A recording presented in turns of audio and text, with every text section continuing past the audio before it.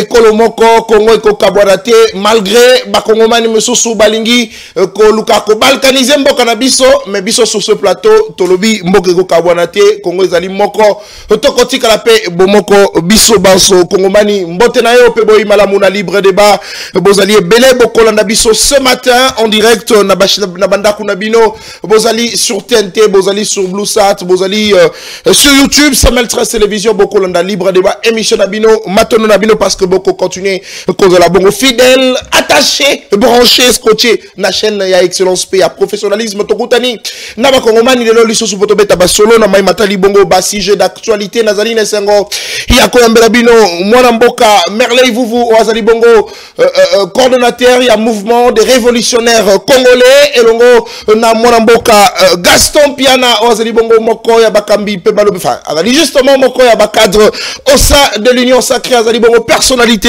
politique ya mboka la biso Congo twali na mwana mboka Armand Mukulu azali bongo moko ya bakambi pe balobi ya parti politique AFDC ya mwana mboka le professeur Modeste Bahati Lukwebo twali pe na mwana mboka Moïse Kankonde azali bongo journaliste pe analyste de questions politiques na ba Congomani 4 sur ce plateau tokoyeba bongo ko réfléchir na ba sujet d'actualité Congomani esengeli boyeba été que Vital Kamerhe alembi na ye alembi ko somba ba papier duplicateur Vital Kamerhe alembi ko bunda pona ko organiser bongo ba plénière la récente alors bi to organiser en justement avec difficulté pourquoi parce que budget alloué na Assemblée nationale ekoya lisusu te banda bazwaki 60% tino lelo ba kozwa lisusu te to komitu na motuna qu'en est-il de la répartition ya budget ya mboka na biso Congo parce que na matali bongo répartition ya budget chaque institution azalaka na oya e budget mais pona nini Assemblée nationale na biso ya mboka Congo ezali na budget te Vital Kamerhe alobi tolembi sikoyo nani yango azwi 40% ya budget ya Assemblée nationale po ekoma ete bango moko ba membre ya bureau basomba ba papier duplicateur au ram nango ezalaka $5 ya pamba ezalaka $5 de pratiquement 12 000 13 000 voire 14 000 francs à la limite 15 000 mais toute une institution de la République Assemblée nationale ezali bongo incapable ya kosomba papier duplicateur pour tenir plénière Vital Kamerhe lembi alobi on en a marre on est fatigué ya kosomba biso moko ba papier duplicateur parce que l'institution ezali na budget mais quid justement de la répartition ya budget est-ce que budget en mboka na biso nyonso ezali bongo ekopesa nyonso pratiquement à 80% na présidence de la République parce que tata mokonzi ekolo moko alobela ki matali bongo réduction de train de vie des institutions ce qui veut dire que budget wana lingeke servir malamu pour ete institution et fonctionner réduction et train de vie oui mais au moins frais de fonctionnement il fallait bima mais seule la présidence qui ne s'est jamais plaint mais tout le monde l'institution Assemblée nationale se plaindre mais to komitu na motuna est-ce que budget nyonso ezali bongo orienté pour le compte il y a présidence de la République to réfléchir na bayi Congomani parce que c'est étonnant comment on a représentant un peuple va souffrir pour passer sa plénière. On va suivre la vidéo parce que beaucoup de gens ne pas dit ça. On va spéculer. Tout le monde sur cette vidéo. Tout le monde réfléchir dans Congomani. Sur ce plateau aussi le sujet. On est lobby saba congolais belé. Mon colonel lobby. Tout le monde. Tout le monde Patrick Komouya ya lobby que c'est indécent qu'on le la bongo matali bongo fédéralisme. Na katia mboka na biso Congo surtout c'est un pays fragile où l'est de la République ezali bongo menacé na bayi banguna ya mboka na biso na ba rebelle oyo bako tala mboka na biso na bako melasoi justement takuba monaka République démocratique du Congo tout entière avec toutes ses frontières avec le 26 provinces 145 territoires ne bako luka balkanisé mais bako ngomani mususu balobi ete matali bongo fédéralisme ezali justement ko luka ko balkaniser mboka na biso le fédéralisme oui bayi M23 ba rebelle o bako senga yango mais toko kamwa toko mituna motuna lolenge kani ba politique auto kanisaka ke bazalaka réfléchi ba ko bongo ko soutenir yango mais toko zo banalise sur ce plateau ya ba invité la biso c'est quoi le fédéralisme motona motako pesa likanisi na ye mais soki to lobi to zo fédéralisme to konti sango na République démocratique du Congo surtout que c'est un pays fragile oyo to toni na ba minerais et puis ba dongolo misu bazali ebele est-ce que ezalité ko luka balkanisation ya mboka na biso Congo moto a soutenir yango Olivier Kamitato wazali bongo Kamitato wazali justement porte-parole, il y a Moïse Katumbi, Nayangoba, Misusu Bakanisi et Télécom Katumbi, Bazali, pour la balkanisation de notre pays, tout qu'on réfléchit, Yango, Nabaï Kongomani, Bazananga Elongo, na plateau, il y a libre débat, Bozali, Belebo Kolanda Bisso, le plus c'est ça, 43, c'est notre numéro 84, 82, 0052 974, c'est justement, pour votre message d'Abino, Mafingate, Bozala ba démocrate, ba républicain, ensemble, Toto Ramboka, na analyse pertinente, il y avait invité Nabiso sur ce plateau, nous l'avons toujours, que libre débat, et ça dit solution, n'a pas problème, il y a république, libre débat, et ça dit le rôle à foufou, tango, kanzala, tango, lié, nzalesili, libre débat, et ça dit solution, pour n'a pas problème, tatamo, konzie kolo, à cet instant, tant que nous avons bouloté, en tout cas, tu considères, tu considères, en direct, libre débat, pose la solution, n'a pas problème, il y a république. Mon amboka, Gaston Piana, mon gamba, ya peuple, toko banana ngambo ayo, mbote na yo, pe boy madame na libre débat, ozali, na 9 minutes d'entrée de jeu, popé salikani sinayo, réflexion na yo, analyse de fait na yo, na maimata libongo, plainte, ya Vital Kamerhe, président d'une institution de la République, Assemblée nationale, et on se plaindre que Bazali n'a budgété. Ça s'explique comment? Mon amboka. Mais avant tout, n'a pas son maloba. Tokolanda biso nyonso vidéo yona mon amboka. Isaka sunga biso to landa nenge président de l'Assemblée nationale a collé là. Alobi to lembi na biso. Na ebité so que etikala kika loba ke tokokanga bisaka to kende. To landi Vital Kamerhe. To se retrouver tout juste après pour te commenter. Vous savez très bien pourquoi.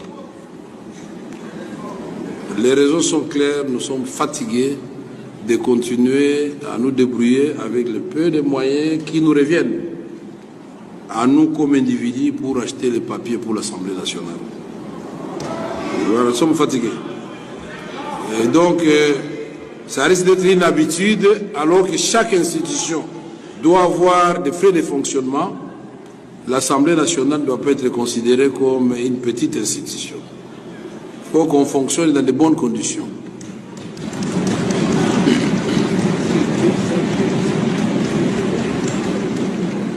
Nous avons fait beaucoup d'acrobaties pour avoir la plénière d'aujourd'hui. Mais ça, en tant qu'homme d'État, nous l'avons suffisamment... Nous en avons discuté avec le président, membre de la conférence des présidents, président des groupes parlementaires et des commissions permanentes. Chaque député aura l'information à travers son groupe parlementaire. Il y a des choses qu'on ne peut pas étaler au micro ici, y compris la salle plénière qui est la nôtre. Il y a des gens d'une certaine taille qui ont du mal à s'asseoir, et en même temps, le bois, apparemment il est bon, mais les jours où moi-même j'avais été invité ici pour la première fois, je me suis mis de l'autre côté, j'ai vu que nous sommes en danger. Et de ce côté-là, le budget existe, nous allons l'actionner. Il faut absolument qu'on refasse cette salle et on va se déporter dans la salle de spectacle à un certain moment pour qu'on nous fasse l'Assemblée, la salle plénière du Parlement où vous avez... Très bien, merci beaucoup. Allez, officiellement, Libre Débat s'engage à acheter du papier duplicataire pour l'Assemblée nationale. Ceux qui besoin la plénière, Assemblée nationale, veuillez nous saisir. Tu continues la bino autant de rames à papier duplicataire parce que tu constates que l'institution de la République avait incapable de consommer papier duplicataire. Caméra Leli, Tolembi. Mon amour Gaston Piana, vous avez 9 minutes now. Nathan John de Konatan pour l'invitation. On a PSP Mbot na baninga nangai. Merci. Baito kabola etana mukoloma lelo. On a PSP mingi na merle vous. Nathan John pour la soutien pendant mon nangai à convalescence. Tout sanité bayi kongomani banso bakolanda biso de partout, plus précisément bana ya Barumbu. Bayi biso to décida pour ko mema mingongo na bango, oyebike na Barumbu de Konatan. Banzela na biso nyonso réalité, nzela ya Kabinda ya kokufa, nzela ya Bokasa ya kokufa, ya Kabambar lokola, itaga lolenge moko, flambeau pe kolobate, c'est-à-dire na to ko benga tata mokonzi ngoma Kisasa. Et misala oyo bandi esala na lombango nyonso. Ya mwana do la mutuna de Konatan Kianza. moni ba consultation au chef de l'État à Inishaki et Outikosila. Alors, chef de l'État, ba consultation ici à commissaire gouvernement Oyoto ko benga gouvernement à Union nationale. Mais le gouvernement de l'Union nationale est dans la contexte particulier où Mboka n'a pu aller occuper. Très bien. Il faut mettre le chef de l'État après sa confiance dans les technocrates. Oh, bah sous honnêteté. Bateau bah les experts dans matière ENA. Très bien. Au moins le chef de l'État tant un bandit, Moussala naye. Les camarades Moussala depuis mandat n'est-il le na on n'a pas opposition, n'a pas pouvoir, bateau bah d'accord dans la gratuité à enseignement. Mais gratuité à enseignement et bandit qui n'a moins Mboka Willy Bakonga. Très bien. Avec Willy Bakonga, gratuité à tant bandit malgré Missolé à la quitter. Mais Willy Bakonga a bondi. Oh, on a eu bien tellement la Québec à Betando Ike. Willy Bakonga, tout le monde est tant gratuité bandit. Il y a des moutons de bandit gratuité à un chef de l'État. Missolé Malonga et à la quitter. Avec bateau peu perdu. Oh, le balai ko kende. Ko kanga Missolé que c'est là la goulette, mais c'était pour la gratuité à un enseignement. Malgré nous, son nom qui est Azal, l'unique ministre. On a géré le ministère dans un contexte difficile à Covid-19. Mais avec un bilan élogé. Très bien. Pourquoi? Sous Willy Bakonga, 7 millions de balles de Kolangaï, Nathan 15 ans, Bazonga qui nous allait à classe grâce à la gratuité à l'enseignement. Sous Willy Bakonga, à côté de Sénégal, Bafouta 900 enseignants. Mais il y a MP, mais il y a 900 000. 900. Mais il y a foutu 100 000. MP a foutu Bango, Toya la primaire a foutu 55 000 NI. La primaire a multiplié le salaire des enseignants, 120 000 francs, 380, a augmenté frais de fonctionnement, 50 000, 2 millions, a organisé examen d'État et a fait 5 millions. Mais les gens qui ont examen d'État et a fait, maman a 16 millions, plus 20 millions pour organiser examen d'État et a fait. Oh, donc on a ba technocrate dans matière oui ba ko azana bekol na ye asa reçu déjà dans le domaine privé. Très bien. Bekol est parmi ba école les bekol mo munene et minene et puis ba ko tangisa malam awana Kinshasa. C'est-à-dire dans le domaine public a ko échoué. Il est temps bato ba saki ba charnement ba chantage ba kena ko luka ko ba makambo ya lukuta les gens ba on so ba ba opposant. Tellement ba ya a échoué lamentablement na ba Windows ainsi de suite. Maman azali ko tâtonner. Bakabunde ba lolem so le bazali ba opposant ba François ben le bazali te Guilwando on le qui chasse ko zinda pour na ye Guilwando aménagement du territoire effectivement le ndelo to ko ye 2 millions ko ne bon et bon ba kena ko tongela so ba ndikura so mozolé et bungito senga chef de l'État il est temps ya ko pesa ba to ba yebi musala pour na ozo bilan ya ko yebisa ba parce que ezali mandano ya suka aménagement du territoire. Aménagement du territoire. C'était aménagement du territoire. Apparemment, on peut aménager quelques parties, on peut aménager ville, on peut aménager Libota. Donc, on expliquer aux Congolais c'est quoi le rôle. Job description. Est-ce qu'on est bien à moi, mon avocat? Donc, on va aller là-bas. Ok. Na oti ko la vidéo ya kulutu na ngai Vital Kamere. Ngai na ebisa kabino. Ceux qui ozali na posa ya kozana honneur. Ceux comme que semaine 13 azo traité au bien entendu on attend au salani. OK. Très bien. Kamere comme moi na ezali problème. Oh, Kamere a un problème ya emoko. Assemblée nationale on a depuis bande. Il faut que on a deuxième institution moka. Et lelo, on a président nango avant du pénal Nicolas mais ça le baguette deuxième institution là bazo zanga papier mouchoir et ça papier duplicateur et ali ko finga institution là te et ali ko finga ngapeyo et ali ko finga tata mokonza mboka et ali ko exposer mboka imaginez-vous na ba mikila libanda ba ko mboka la biso ndenge nini on a biso sérieux te mais c'est le basu soto ali nango Kamere tango ko succéder le patriarche Mbosso Kamera kenda ko bete isengeli ko dimina misolo o ezeli ko l'Assemblée nationale et aller belé oh isengeli ko Kamera kenda ko bete mbongo l'état abanda ko pesa l'Assemblée nationale il faut que dimina pomba tembo so banda ko tikala na misolo misusu c'est pourquoi mon que gouvernement a décidé que va rectifier budget o baba ezaki a loué pour l'Assemblée nationale maintenant lelo Kamera du monde siko la difficulté parce que Kamera zali muto a donner ko vivre na bourgeoisie.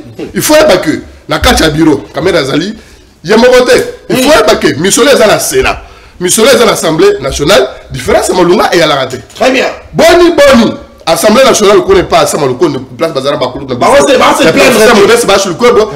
plaindre mais c'est le caméra caméra se plaindre pour l'insécurité ako se plaindre pour la congolais se plaindre pour la bato bakufia wate ata bakondelasi après ante na ba famille te ye kaka mbongo biso bazoba na bango balelaka se mbongo imaginez-vous depuis azawana asali basanza boni basali ba plénière boni plénière nini obe ba résolution nini soit ba réforme nini oyo bato wana basali déjà pour l'intérêt du peuple po bato bazalaka soni Bazan va toucher plus de 20 000 $ à chacun. Plus de 20 000 $. Mais bisous soit tout que député va toucher. Comment député peut toucher plus de 20 000 $, mais Bazan incapable de consommer ma papier. Voilà. Maintenant on va dire toi se cotiser. La table se cotiser c'est normal. Oh, est-ce que yebi c'est qui touche un président l'Assemblée de Kolanga. Yebi pas toucher à combien? Non, na yebi musolo na yebi. Oh, le baba congolais il faut y avoir au moins 50 000 $. Comment? À cause de combien? À cause de 50 000 $, c'est plus. Je te dis. Alors, plus de 50 000 $. Au moment où on a plus de 50 000 $. Oui, c'est ça. Alors, Lélo, Koya, Namboko est tombé allé. Namboko Batba, on a les bandes à Bazangelo à Bolia. Il y a couché le monsieur Makele qui on a la caméra, n'a pas mon angaï, n'a pas papier. La base de Théon avec Boston. Vous l'avez vu que la caméra a vagé combien de fois? Depuis le président de l'Assemblée nationale. Avant d'arrêter moi à terre. Mais que n'est pas de sur l'État. Tu voulais que donc avec la monde a que n'a mis sur l'État de qu'on a ngaï na 15 ans. Quand même ceux qui ont voyagé dans Missoula puis il y a l'État qui a mis en place. L'Assemblée nationale, le cabinet a mis en place pour l'année. Mais il faut une décision. C'est quand même oui. Est-ce que n'a pas appliqué c'est pour qu'on signe décision? A signé à noter. Donc le cabinet a mis en place Tino Lelo. Le cabinet a mis en place qu'on fonctionnait. Membre de son bureau a composé le cabinet. Mais c'est l'Assemblée nationale, il faut maintenant président. L'Assemblée nationale a récolté l'histoire a signé des décisions. Officiellement, c'est comme mais là, imaginez-vous, l'Assemblée nationale ils ont évolué dans la banque. L'Assemblée nationale n'a pas foutu à moto dans la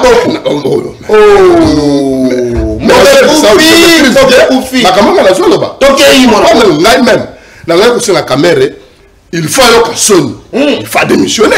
C'est l'éponge parce que les conditions mal montées. Elles ont aussi un message à l'ignoter. Elles ont aussi un message à la confiance dans l'ignoter. Autant de institutions, on est pas sur le moyen. Mais il peut démissionner pour son honneur. Ce cas où il était à l'imala montée. Pourquoi maintenant on peut démissionner? Aucun ami qui a on a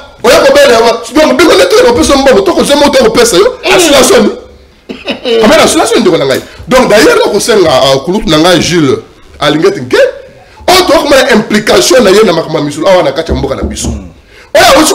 jeunesse il faut tous à la moboko il faut tous participer à la lutte contre la corruption à l'Assemblée nationale. À quel dépôt qu'on fouille Kuna. Très bien. Est-ce que Kuna, Bibengali n'a qu'à se plaquer la caméra? Parce que c'est le bisou n'est pas obligé sur la caméra. Caméra quand même, qu'on compte la fonction, à ma mobilité quand même. Donc, ceux qui vont pas bien sûr. Très bien. Parfois, on va pas cocher les muscles belés. Et on a donné ma cause de belé qui était moto dans la montée. Très bien. Cocher les muscles congolais après un coco et un pomme. Merci. Donc, caméra, c'est là présenter d'abord l'excuse. Le peuple congolais, très bien, excuse l'Assemblée nationale. Nous avons des députés, on va aller conscient, ils allaient honneur la dignité, ils allaient terni. Beaucoup de ça, monsieur, pourquoi ça fait le caméra? Oh, madame Boka, tant que tu as lobby, les députés, c'est ce qui veut dire qu'ils étaient d'accord. Aucun député a lobby Gaza impayé. Aucun député. Tu as pas masse, aucun député n'a impayé. Aucun. On a impayé. Très bien. Aucun député à la tête. Merci beaucoup. Mwanamboka Gaston Piana. Allez, 9 minutes chacun pour la première prise de parole. Vous allez belé mon colonne de partout. Autoroute à ma solo, na matali bongo inquiétude, il y a Vital Kamere. Plainte, il y a Vital Kamere. Koloba était tolembi. Officiellement, je l'ai dit. Libre débat est en charge. Non mais Balembi, vous savez Tolembi Bango. Mwanamboka. Vous savez Tolembi. Donc on sera République. Vous savez Tolembi. Très bien. na kosunga république libre débat kosunga république officiellement tokobanda kosombela assemblée nationale na papier duplicataire te wala mbongo le cul belé oh mwana mboka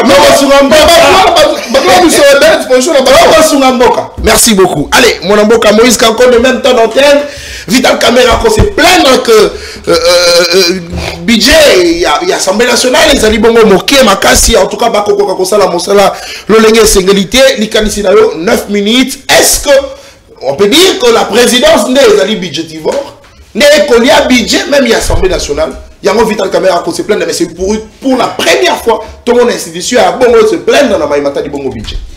Merci beaucoup de Jonathan. On apprécie Mbote, on apprécie Bakulu qui n'a Mbote, on apprécie Mbote pour permettre biso. Donc comme il y a là-bas dans Mboka na banda kuna bango mais tant que l'autre n'a Gaston Pianazoloba n'a occupé pas si de Jonathan. J'avais voulu justement quitter le plateau. Parce que j'ai senti un opposant sur le plateau. En train de parler. Azam Kao consulter le régime en place. Mais Naoki Mali Namukongo Nangai Makas par rapport à Makambo à Lobby. Je vais d'abord commencer par rapport à ce qu'il a dit. Makambo Italie, Willy Bakonga. Nazwa qui teste Oya Zanango. Naola Sakan de Bonangai, vous Makambo Nyoswa Yangwana. Ezali wana tant na la mukina tongo na komina ba réseaux sociaux que non na koleka na semaine de 13 na yebisinga que non tala moi eloko wana zwa okumisa ya zonga na bina ozwa te de konanga zotala ngoko na likolo ya $50 na bina ozwa te c'est-à-dire quoi moi je voudrais voir Gaston Piana devenir ministre de ce pays très bien Gaston Piana na makoki azana capacité intellectuelle. Comme ministre et responsable, je connais le poids politique. Car nanani kulutu nananga bango. Ba voter qui est abimaki parce que le régime na bango ba finaki. Par quel mécanisme on peut accepter kaka bateau déjà qui biso azonga les sous-ministres parce que Gaston Piana est incompétent. Je ne pense pas que Gaston Piana azali incompétent justement. Il y a un ministère. Très bien. Dans zone il sous temps au lobby que non Vital Caméra azozwa $50,000. Et ça il n'a pas. Et puis je veux rappeler Nabana Mboka. Celui qui vous a dit ça aza mutu ya majorité. Et puis aza proche ya Mbosso ko Japon. Mbosso outi kozala président de l'Assemblée nationale. Donc makambo lobby bozo na légalité. Ça makambo vrai parce que ça permet na Mbosso. Mbosso ne mutu ayebisi que non tozwa ka $50,000 le la président de l'Assemblée nationale. J'ai rêvé dans ma campagne Vital Caméra. Tant on a constaté l'association des idées à la personne de Vital Caméra, les autres ça n'a pas si 100 jours, n'a pas si par rapport à Vital Caméra. Azali homme politique, banda politique, aucun retombé politique. Je mets quiconque a défi sur ce plateau. Même la bataille Bayaka Awa. Baba ya sabiso ba retomber politique depuis que Vital Caméra a commencé. Yo lié masangu te mon mboka masangu ba somi ya Zambie. Retomber politique moko ya roi quitté et puis masangu c'était pour na kasa ye pa nanga. Za le kotaki. Soki ya lola c'est toi qui président pour la kasa. Pour la kasa na c'est modeste. C'était prévu à que nous c'était d'ailleurs du ministre. À l'époque Vital Caméra docteur en économie, ministre. Ba kenda ko na ba soma mama sangu te tanga ina briefing na Kinshasa. Alléluia awa na tenise que non a soumis ma santé parce qu'il y a un prétendant candidat de la République qui nous a empêché. Donc je demandé pas quel mécanisme. Moïse a tout dit à cause de la République qui n'a pas cassé 2350 km carrés. Mais un individu a fait ici Afrique du Sud, na Zambie, battre la biso masango. Vital Caméra lobby, nous devons travailler dans les meilleures conditions. C'est que Vital Caméra a joué la bienté. Dernièrement, je crois que c'était mardi passé, dans le ministère, il y a SP, ma toilette bouchée. Donc j'ai compris que Vital Caméra, c'est le bango. Parce qu'on a pensé à travailler dans l'Assemblée nationale. Mais dans le bureau, il y a beaucoup de maîtres. On a encore qu'il était. Et dans la photo, il y a beaucoup de maîtres qui ont scellé. Alors tu peux publier le bureau, c'est tout le monde dans tous les secteurs. Fonctionnement, il y a beaucoup de gens. Entreprise. Mais l'administration n'a pas de par quel mécanisme j'ai suivi encore ce que Vital a dit. C'est que la santé, la couloute n'a Gaston Piana. L'Assemblée nationale. Vital Caméra a léni. alors que l'on est aux aléas, bazo vanda kuna, bazo vanda dete ndamo kutu un jour na vanda kiwana na le laki pendant 3 minutes. Parce qu'il y a vanda kiwana kaka pendant 3 minutes. Ne vite la zone la bandela. Il faut pas bandela.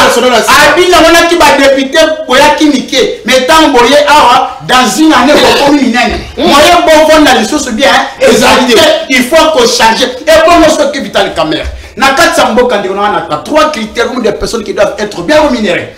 Pas médecin, pas militaire, non pas professeur. Mais pas quel mécanisme. Bateau va marginalisé. Combien touché militaire? Et puis des regards Gaston Pianaza incapable sur ce plateau. Il y a combien touche le président de la République. C'est l'article 89 de la Constitution où il y a la liste civile, il y a Moukuzito et Bayango. Mais Vital, on a un bon voisin à Moundé qu'on a attend.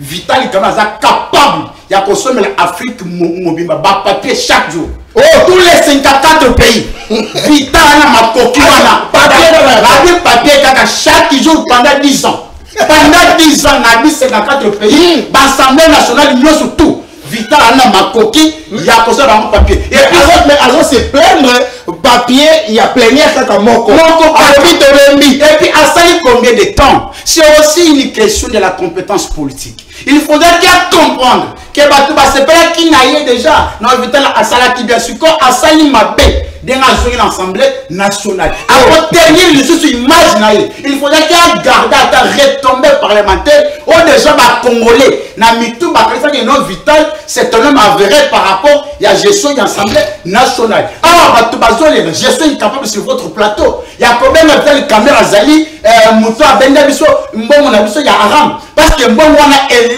moi. Et pourtant c'était prévu par les logements sociaux justement pour les enseignants, justement pour les fonctionnaires, mais Vital a zongo wana allié yango. Vital a zongo banini nzambe nanga imakambo et belsinga mutu. Oh, parlement. Et ça la mission l'article 100 de la Constitution. Contrôler le gouvernement. Mais on a suivi dans ces pays. Il y a un ministre qui s'appelle Constant Moumutamba. Devant la première ministre, il a dit Azoka Solambongo. Solo. Et non, il y a encore Vital au Salaki. Tant que m'a commandé parce que Constant Moumutamba n'est pas n'importe qui. Il est le ministre de la justice. Devant une première ministre, il a dit Azoka Solo. S'il y avait aussi un parlement ou bien une assemblée très compétente en matière de contrôle, on pouvait interpeller M. Constant Moumutamba. Parce que Constant est un homme d'État. Très bien. On ne pouvait pas le dire parce que Bato Bazaki jeunesse, Bazabato Bazalaka que Jérém Bongo c'est pas ministre. Donc c'est-à-dire que Constant a dit que Baïba Kimbo. Mais parlement Bossatini. Très bien. Encore. Parlement dans une mission à convoquer des lois. C'est là où je rêve Mandegolangaï Nani Gaston Piana. Baye Bissabiso. Et ça n'a eu de pèse, basé à 250 députés. Ils sont incapables de députés qui sont là. Ils ont 250 mètres. Aucun d'entre eux n'a proposé une proposition de loi avec une conséquence sociétale. Et pourtant, nous traversons des moments très difficiles. Dans tous les domaines, les lignes sont rouges, sont en rouge, à part la politique. Imaginez-vous. Ce qui caméra, c'est l'autorité budgétaire.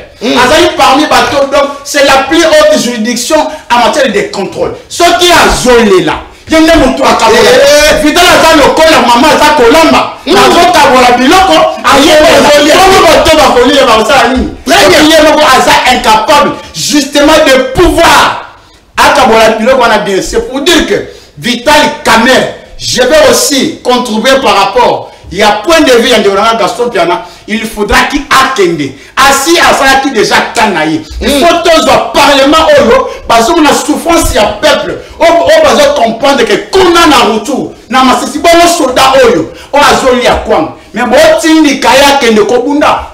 Soit qui makoki wana. Vital a zoaki yango. Le 26, le 27, le 28. Nana tué 8500 Congolais. Je n'ai rien attendu. Kamerhe qu'on décrit par rapport à un massacre, par rapport à l'atrocité. Mais bon à papier, à l'obéir, vous savez vraiment on a posé un papier ou on a posé un papier vert. Parce que moi je ne pense pas que Kamerhe a causé vraiment bon. parce que capable, il y a l'Assemblée nationale papier. À combien plus forte raison 57 millions de et que là, Vital Kakamé n'est pas un homme approprié aujourd'hui. Merci. L'Assemblée nationale, aucun contrôle, aucune proposition de loi avec une conséquence sociétale sur la population. Merci. Moramboka, Moïse Kankonde, journaliste, analyste de questions politiques. Allez, journaliste, pas journaliste, mais comment on fait maudit. C'est pas possible. Allez, beaucoup d'anabiso de partout. Tokope Samalo Moramboka, Arma Mokulu, Azalibongo, Mokra Bakami, Pebalobeli, parti politique AFDC. Yamanamboka, professeur Modeste Batilou, Kamere a se plaindre. Est-ce qu'il avait réellement besoin de papier duplicataire ou il avait besoin de papier vert? Motuna ya mupadi sango mwana boka Moïse Kankonde. Allez, mwana boka Armand Mokolo Zaina Malouba, lelo ba institution à République et qu'on ça la soni ya mboka na biso. Nulle part au monde tout monde ba institution à l'olenge ya bongo ba ko se plaindre qui n'ont pas de papier. Ceux qui comptent libre débat to kozanga papier te pour la couper ça va inviter. Malgré que tu as chaîne privée, mais toute une institution de la République oh budget ezali ba ko souffrir ko ma papier. Mais mon mboka, est-ce que le problème c'est au niveau de la répartition du budget ya mboka na biso Congo où on peut dire que la présidence elle seule a joué une grande partie ya budget ya mboka na biso yango wana Assemblée nationale ko souffrir Vital Kamerhe lobby banda ba versa 60% kino lelo ba ko zo lisusu le côté. En tout cas, moi, merci d'abord pour la parole. Je remercie les gens bango mbote, ainsi que les téléspectateurs mais aussi le directeur général à CML 13 Télévision, un ami, un frère, le DG Louis-France Kouzikissa. Merci pour l'invitation. Merci. Et donc, avant de la globalisation, il y a thèse, il y a hypothèse, il y a réduction, il y a train de vie. Ndena kolobela pe makambu ya maloba oyo président de l'Assemblée nationale à tenir à l'élite pour na insuffisance financière naoki esengo mingi parce que nazara une autorité morale moko oyo azana ba valeur tangu mwana mboka professeur Bahati Lukwebo azaki président Sénat toyebi ndenge nini akumbaki Sénat par ricochet on a parlé aussi de l'honorable Mbosso. Donc, solution ya Mbosso Bahati Lukwebo na likolo ya ba institution parlementaire toyebi ke ezalaki moment oyo to santaki stabilité parlementaire na kati ya mboka na biso. Je pense que ya malamu ya kitoko solution moko magique. Très bien. Na sûr que même Gaston a outi kolobela ngo mais moi likolo. Parce qu'on n'a jamais entendu Bahati Lukwebo au perchoir du Sénat. Koloba était au nom, sur réalité, ainsi de suite, patati patata. Pendant qu'à ce moment-là, nous le savons bien, à l'époque d'ailleurs, la situation était Bunaga ni Bandaki. On avait à un moment donné, au Tomonaki, même sur le plan financier, Bandeko décrié, au Bandeko Lobaki, notre économie était sur la bande rouge. Trésorerie n'a pas Bandeko signé. Mais tout le monde n'a jamais Bahati Lukwebo. A tenu à propos tel que oh non, Tozangi Boye, ainsi de suite. Mais est-ce que l'époque n'a pas plus que l'époque qui a Vital Kamerhe? Parce que plein de choses sont légitimes que 60% du budget Banda Bazoua, sinon le 40% de nos pays voté. Alors, c'est qu'il faut un management avéré dans toute institution. C'est la raison pour laquelle il faut bateau baï capable. Il y a que doter l'institution la biso na autre bien équilibre financier. Donc c'est tout à fait important. Et donc ce qui motomoni quelque part kozo kokate il faut démissionner. Vital Kamerhe a démissionné. Et ça la ranga sengo pour nazara une autorité morale na répéter yango. Oya yebi mosala. Mais est-ce que déjà l'union sacrée Vital Kamerhe a un problème na l'union sacrée parce que kolandela ba discours na bino mi balé sur ce plateau donc talisa biso. En tout cas Vital Kamerhe a vraiment la relation.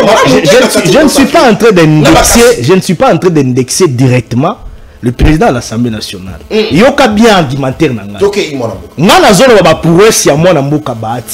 malgré que la situation n'était pas à la hauteur sur le plan financier. Bahati Lukwebo a quadruplé même bas salaire na Sénat to yebi yango. Na Sénat lelo ba goma ozwa ba soins médicaux ya malamu. Alongola makambo ba NI. Après ça ba loko ya sika. Après ça matériel à sika. tout le monde a un centre numérique interinstitutionnel pour la information. Après ça, bus. Et donc, ça veut dire tout simplement que moi, je suis battu le Kwebo. Tant que je suis un tiki clé. Bien, moi, même un syndicaliste, je suis CP, là, je suis ça là, déclaration pour encourager, qu'on félicite, tika la romona, na perchoir ya Sénat moto ya lolengo, wanate ya mayele. Pe ya boanya, pe ya mpifonde tolobaka. Très bien. Donc, ça veut dire tout simplement que il faut bateau ba sengeli na bisika o sengeli po ba institution mboka na biso et kende liboso. C'est par là même, tant on dékonanga lobi eloko moko a ke ba misusu ata ba communiquer bazolo bela kutu maramba est mboka na biso te. Et ça dinga esusu sengo parce que l'FDC a mon parti politique, mon regroupement politique, j'allais dire, nous étions les premiers regroupements politiques. Oh, et qui campagne de sensibilisation et mobilisation. À l'époque où Bunaga Nekoyaki. Oh, moi, na moka batia zela quitté les lots parce que au gouvernement, union nationale, tout. Babani populisme politique. Opportunisme. Moi, na moka bati lukwe bazaki na terrain et moko la chemise. Ba combien longa fati. Akiti na Goma. Mobilisation. Ake Bukavu. Mobilisation. AFDC partout dans la fédération. Mobilisation. Message Ezaïka Amibale. Il faut taire nos querelles. Alobaki on a Goma. Claire. Bati a ça là, démonstration en AFDC. Tout va être mobiliser. Ko inviter même population. La jeunesse majeure. Ba adhérer na FARDC. Alors, bayango, tant que nous avons qui campagne, certains étaient en train de ronfler ici à Kinshasa. Mais sous ce qu'on se camoufle dans le bureau climatisé dans Bangwa. Mais Batazaki dans le terrain. Et puis après, nous avons vu une suite logique. Tout le monde a dit que sous ce balandi, Vagouane, ainsi de suite. Mais dans le moment où qui m'a cambouya, priorité institutionnelle, les autres en place, ainsi de suite. Tous à la partie politique, tout regroupement politique, il y a Liboso. Nakata union sacrée. Et ça la communiqué officiel. Il y a soutenir Mkumu ya Ekolo. Il y a soutenir FARDC na Wazalendo. Il y a Liboso ya Mbona Lobby. To sali meeting à Munene awa. Na retour à moi na Moka Bahati. Gaston a précisé qu'il y a une émission Moko. Oh Bahati Akimi. Oh Bahati Boy. Akenda qui soit médicaux. Tango Zongi. Azongeli sous mobilisation générale. Kuna na Goma. F23 bakobombe la yango tango azongi azongeli sous mobilisation générale toyé to beti plus de 100 000 personnes na fikini toujours ba maloba moko kaka soutien na mokonzi ya ekolo soutien na FARDC to fongoli registre na biso pona ba jeune nyoso bakoya bon il faut tout ça comme selon la loi selon la légalité ba jeune nyoso bakoya na kati ya FDCA to memi bango bakiye na ministère de la défense bazala encadrer bazala ba formation et puis ba intégrer armée. Au-delà de tout cela, je voudrais aussi par la même occasion féliciter sinon encourager les professeurs Batou parce que ils ont continué même na ba témoignage. Ils ont continué ba témoignage ndeko na ngai. Yo mutotine ya ngai image wana lobby ndeko na tala image oyo. Ça veut dire quoi? Na ligne na expliquer na ba congolais te mwana moka Bahati Lukwebo aza na ligne ya soutien ya mokonzi ya ekolo parce que batu bazolo ba mingi oh boye mais lelo batu ba yebi ete moto yo aza choqué na ba notable nyonso ya point ya est ya mboka na biso plus que Bahati Lukwebo azalité Bahati Lukwebo perdre ba bien na ye ba investissement na ye misusu ba réquisitionner en de force ba saccager même ba siège na biso à parti politique ba mituka ya ba hôtel na ye ya ba bisika na ya sala ba investissement ezala ba cimenterie mapangu ezala ba koto apesa misala ba jouer yango ba saccager et pas ba rebelle. C'est pour dire quoi? C'est pour dire que Bahati Lukwebo résiste face à l'agression rwandaise. Il n'est pas avec eux, c'est clair. Pour ba misusu to kite ke banda kuna ba zui misusu to kite ke ba bilo na ba buki pour la nini kaka ya Bahati. Ça veut dire que Bahati Lukwebo résiste. Il n'est pas avec ces gens-là. Et il est tout à fait clair. Il est avec le chef d'État. Ayebisi bisona de sa lobby, bisona fati tokotondele. Tokufa bisona fati tokotondele. Bisona fati tokotondele parce que c'est fati qui représente l'incarnation de la population congolaise. Très bien. Bon, tu kolanda image ah wana si bozana ngo. On a beaucoup Bahati Lukwebo a outil qu'on participer à la cérémonie de projection, il y a documentaire, il y a carnage. Il y a Makambo, il y a Bassi, Naba, Nandene, Bazo violé, Bazo Goma, na Mayo et Outi Koleka comme atrocité, na occupation, il y a Goma, na Bukavu. Et donc, par la FCM 23, Ndene Boebi, RDF, ainsi de suite. Moi, na Moka Bahati Lukwebo bien au clair. net ngana sepeli kaka nesiko ye moko alobi boye alobi to sala ki ba voyage ebele parce qu'il est le témoin oculaire yango mona bengaka Bahati Lukwebo héros vivant il a participé na ba réunion nyonso o eluki tozwa oyo biso to bengaka hypothèse to thèse ya ko imposer agression rwandaise na mboka na biso mais totika la bozwa yango te apesi explication atambola akendati kuna na Goma à l'époque azaka batamboli ba voyage ebele mais moto aye ko imposer thèse wana na si ça ne connaît ezali son excellence Félix Antoine Tshisekedi Tshilombo apporter combat na Bahati Lukwebo lobby yango ana me conscience na ba réunion ce chef d'état zoleka apporter combat wana partout azokende apporter combat et agression rwandaise et lelo Paul Kagame ba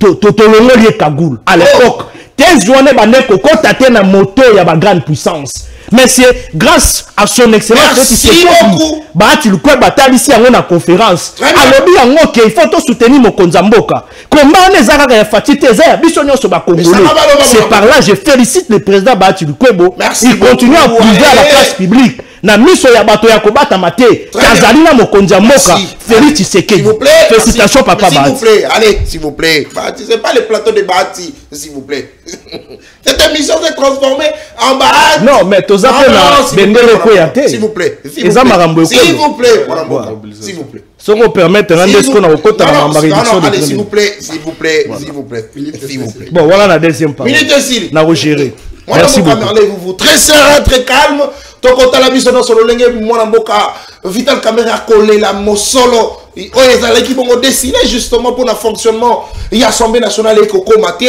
banda ba pesa qui 60% tino le 40% et Koko Maté pour quelle raison on ne sait pas. Vital Kamerhe est très fatigué na ko ba bongo kosomba papa du Bikater pour l'Assemblée nationale alobi yango to la vidéo peut-être mouvement na yo pe ko continue ta moi de rami à papa du Bikater pour l'Assemblée nationale na éviter ce qui comment Assemblée nationale ba komi na ba orphelin ba komi coller comme ça biso no to sangisa moi 1000 francs 2000 francs de somme la bango ba papier pour ba sala musala. Mais qu'en est-il mon amboka de la répartition à budget la carte amboka na biso Congo?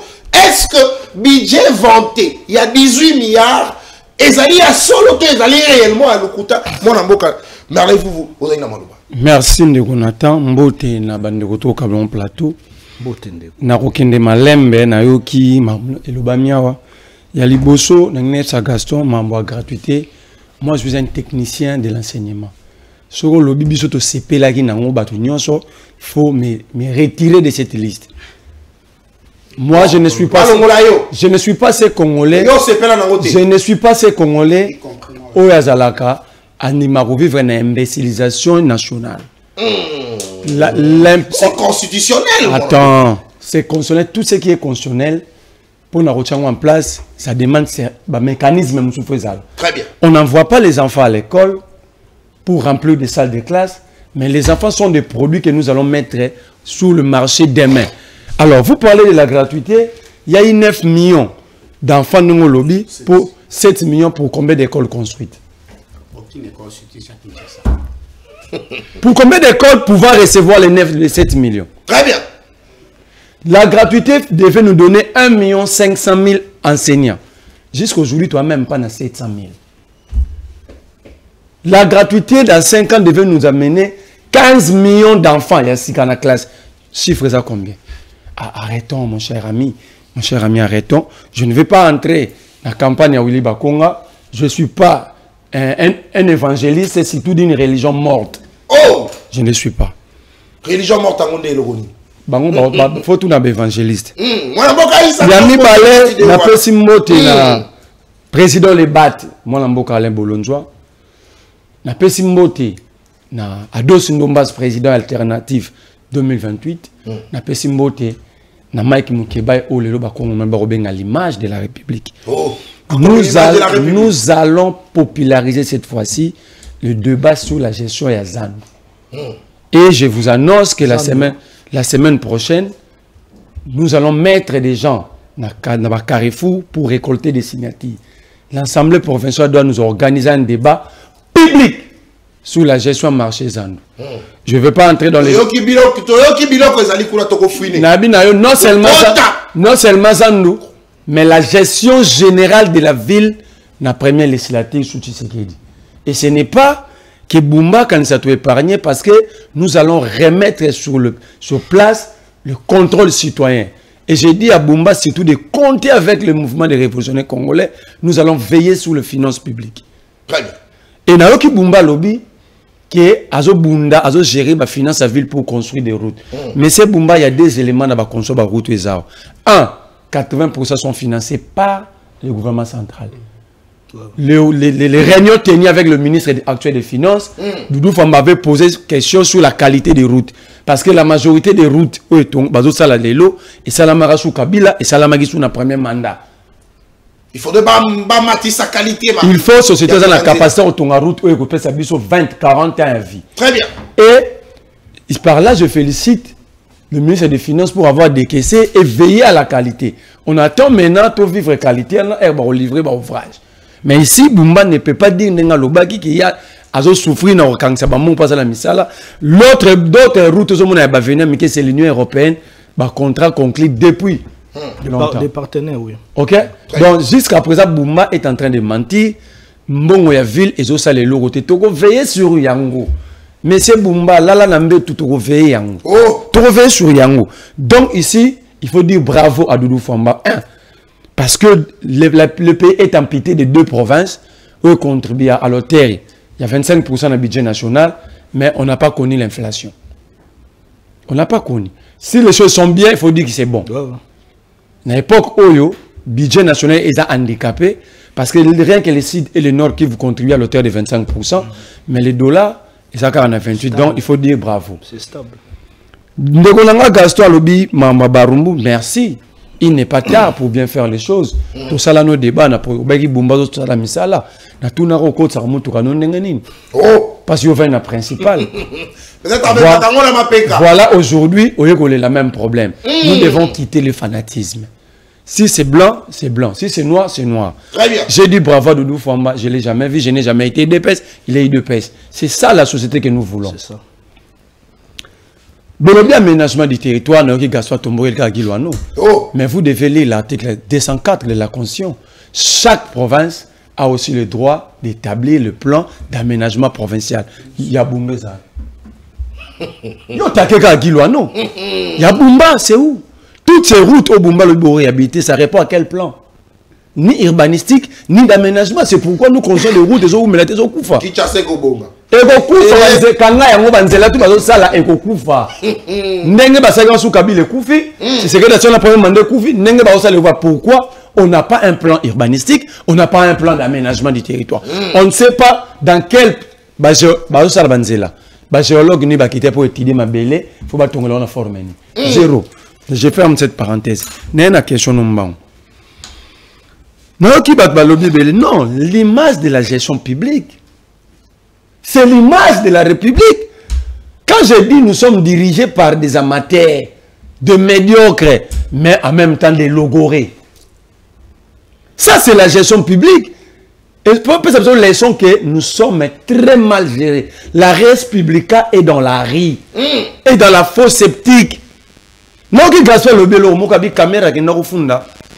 Mosso pas président, qui va passer Michel Lebele. Est-ce que le président se transforme à l'autorité budgétaire? Quand Gaston, vous êtes en politique, vous avez voulu être député. Est-ce que c'est normal? Bon, et comme une Cour des comptes, même la Cour des comptes ne fait pas le collectif budgétaire, ni l'IGF. Plutôt, on devait solliciter, c'est exactement. Au jour d'aujourd'hui, aussi un budget, il y a l'État sans collectif budgétaire. Oh! Sans saisir le Parlement, ni l'Assemblée, ni le Sénat. Baouti courait toucher budget. Par Madame Soumino. Oh! Mais pose la question. Pose la... Mbonga Basode Mati, ça répond à quelle ligne budgétaire? Même le président est confiné. On a touché budget. Mais justement, Mbonga Basoda et Mati. Mbonga Basoda Mati. Ça répond à quelle ligne budgétaire? C'est ça la question qu'il faut poser à Soumino. Ça veut dire que le pays est dans la fosse sceptique. Donc, il n'y a plus de normes. Oh! Le parti qui dirige le pays, c'est le parti des social-démocraties. L'UDPS. Tous les partis à social-démocratie à travers le monde, ce sont des partis de normes. Or, la première ministre a été une partie où il faut avoir non, mais parce que vous prenez social-démocratie, voilà ce qu'elle a fait. Et le président est où? Comme le garant de bon fonctionnement des institutions, il est où? Là où voilà là où il est. C'est là où le président. Papa président qui dit ça, budget. C'est là où que le président vit. Oh! Et le président lobby, le rôle de c'est-à-dire, il y a des garçons, c'est le président qui a décidé unilatéralement. Na violation de la constitution, na violation de la norme, il y a empêché l'Assemblée aux amis solo, conformément à dire Oyo, caméra selon Gaston. La vie de nos institutions pose problème. Ça, je l'ai dit. Problème, il y a casting. Bolobi Awake. Mais Willy Bakonga Lobarake, lui, il va partir avec Kabila. So Kabila Longue na pouvoir, il peut attirer la politique. Très bien. Maintenant, Gaston, vous demandez à ce Zonga. Est-ce que Kabila Zongi? Oh. Ce sont ces dires. La vidéo existe sur Télé 50. Télé 50. Face à Jean-Marie Kazamba. Nous sommes des jeunes. Tous ces gens ont géré ces pays, regardent le pays. Le pays ne donne pas l'impression d'être géré dans le passé ou dans le présent. Nous pouvons changer les choses. Notre génération, comme histoire de forme, nous avons des capacités. Arrêtons de soutenir ces vieux, ils ont démontré leurs limites. La génération des années 60, 65, enfin, ils ont montré leurs limites. Les Moboutistes et leurs enfants. Il faut plutôt prôner le changement et le renouvellement de classe politique, mais pas dans les ingénieurs qui ont menacé, leur montrer qu'ils ont échoué. Voici ce que nous sommes capables, nous, notre génération, d'apporter. Bon, il n'y a pas Vital Kamerhe. Vital Kamerhe a géré 100 jours. A géré 100 jours, aucun soldat jusqu'aujourd'hui avant dans la maison peut fabriquer. Donc les soldats de la maison peuvent fabriquer et si là on fait la boue. Mais mon soleil bima, ma soleil et l'autre était mon ami. Bache Kamerhe dans le ministère de l'économie, un économiste, professeur d'université. Ok? Savez-vous que si vous échouez dans votre propre métier, dans ton propre domaine, ça dit que tu peux toucher nulle part dans ta vie. En fait, domaine au Tangela. En fait, dès lors que Kamerhe a échoué dans le ministère de l'économie, pour moi, c'est un retraité. Tu sais que dit est allé à ça, tu sais que le roi Lingaraba le ming a sali le rôle à base. N'est pas c'est que nous sommes à Chelsea na retraite, n'est pas bimisi Kamerhe na retraite. Terence il y a président na Barcelone. Chelsea gardien il y a Barcelone.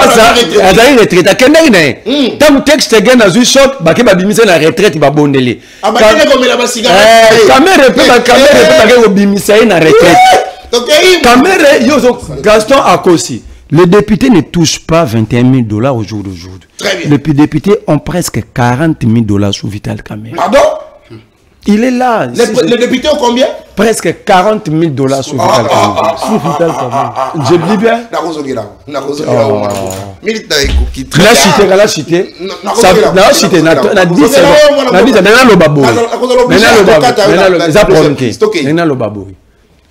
Tous ces gens ont démontré leurs limites. Si tu sais qu'il a voulu que Kamerhe Zalawana, parce qu'ils savent le décès qu'ils sont en train de faire. Très bien. Et alors, vous ne pouvez pas demander à Kamerhe d'abandonner et laisser Tshisekedi qui a autorisé le collectif budgétaire dans le gouvernement en violation de la norme.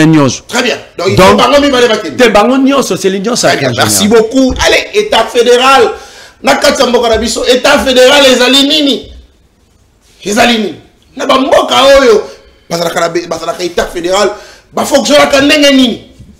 Est-ce que pour les cas de la RDC et que Simba, surtout est fragile parce que dans l'état fédéral, la province, la autonomisation de fonctionner. Fonctionner le col à Moka. Mais est-ce que pour la République démocratique du Congo et pour les cas, moi, la pratique, à chasser à mon mango, alors bienvenue, ma canicia, bien, Koluka, Moka, comme État fédéral. Mais est-ce que sur ce plateau, Congomani va réfléchir? Mais est-ce que l'État fédéral est allé réellement pour balkaniser Mboka Congo? Donc, si tel est le cas, tu peux conclure sur ce plateau que Olivier Kamitato porte-parole, il y a Moïse Katumbi. Azali bongo pour la balkanisation de la République. Tu réfléchis à Mboka Bazana Ngelongo, mon Mboka Gaston Piana Mongamba, un peuple, même temps d'antenne, 9 minutes pour faire ça, l'Ikanisinayo, la deuxième prise de parole. Merci de Konangai, Nalandi Bandekonanga, Batangi Kumonangai nomema. Ngana Kolbake, tant on a le but ou Libakonga, na comparé par rapport à Batunyon Soyo, Bazonga qui na Ebungaena. Tony ma Bazaki ministre, Tony ma Basaline. Comment est-ce que Bako corriger examen na NAFEP, na 5 millions. Mais Bino Boye et Kena 36 millions. Par quelle magie de quoi? Willy Bakong les a qui 5 millions. 5 millions. Mais Boni Mo Balaraye et comme 36 millions. Voilà, 5 20 millions, alors 16 millions. 36 millions. Et bon, maman ou Azasika. Maman ou Azawa Yekutu. Ils ont pas. Azana RTM, pas pour expliquer. Ndengeni bateau bazana ba zone occupée. Bana wana bakoyi kotanga akokakite. Mais bakonga pendant moment ya Covid-19. Au moins que yemmo kwa kangi chemise na ye azotangisa. Na télévision Edict TV na RTMC pour la que bande ko biso mbasa adu na retard te. Tant que nous avons un détournement, Bakong attend à Katisi, à Banda, à Katiki, abonné du fort. Personne n'a parlé de détournement. Bakong n'a jamais détourné. Tant que Bakanga qui est Bakou, c'est un bon 14 700 $ pour la 2 personnes. Non, ce n'était pas un détournement. Moi, je ne peux pas soutenir un détourneur. Nous avons soutenir rien. Ah, on a perçu point de vue Nangai, na façon que tu as au moins l'enseignement, na EPST, à ce que nous sommes malades. Ndekona Kenza. Moment où mboka na biso tuzana besoin kozala elongo. Mboka na biso tuzana besoin ya bokabwanité. Mais regret c'est que na kacha gouvernement o ba sumino.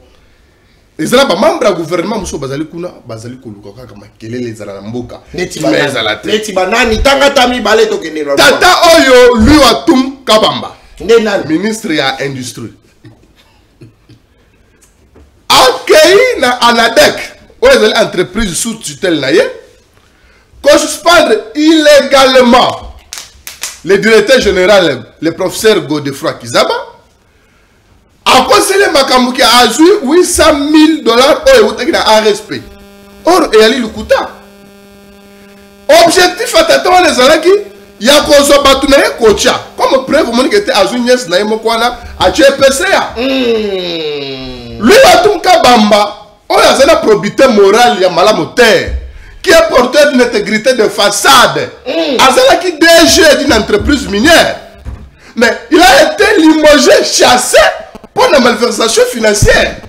Mais comment est-ce qu'il peut combattre une fiche du pays? Ou Azala qui conseille chef d'état matière entrepreneuriat. On a aillé pour le booster entrepreneuriat dans Kachamboka la biso, le professeur Godefroy Kizaba. Il y a un conseil le chef de l'État. Dans le gouvernement, il y a union nationale. Mouto toko benga liwa tunka bamba ali sous na place na kachwa na terre. Et c'est ngel ko chali banda parce que bilenga bali belé. Union sacré problème, il y a pour propulser, c'est ça. Makamwa ne objet to lingité. Très bien. Tozonga na sujet. État fédéral. Ah on a plateau na yo. Tobakete et ça na congolais. Oh bazo ça la politique pour la balingi mboka te. Mais bazo ça la politique pour la bentere na bango. Et ça na bato oyo bazara étranger, bamiko bisa ba congolais parce que bazo la Congo. C'est-à-dire bango et le côté la bango et ali intérêt na bango. Ya ba congolais na Congo et tali bango te. Olivier Kamitato. Ce qu'on a l'origine la nationalité na yete. Non. Mais au comment que ceux qui Congo exaté à Ozombo comme ça OK. Parce que là on a Zela. Donc Olivier Kamitato sorti Tolongoli Congo la carte d'Afrique. Il a posé nationalité. À Ozombo comme ça mais OK. Non mais vous regardez on attend. Pour quoi bisangate parce que Katumbi nani Kamitato il faut pas expliquer que était à congolais. Ce que tu as place minel ba vandi yo vandi aux africains. Mais Kamitato pas comme ça tu était aïe ba komona na mwindo. Et puis la mboka na bango.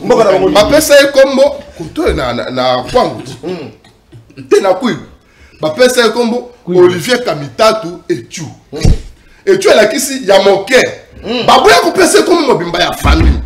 Oh. Voilà la qui a Olivier Kamitato etu. Etu. Ya mokete ya ndambo. Oh. Oui, anda parce que na mboka kuna bango ba epeke za mwana na bango te. Oh. Kana me fiet.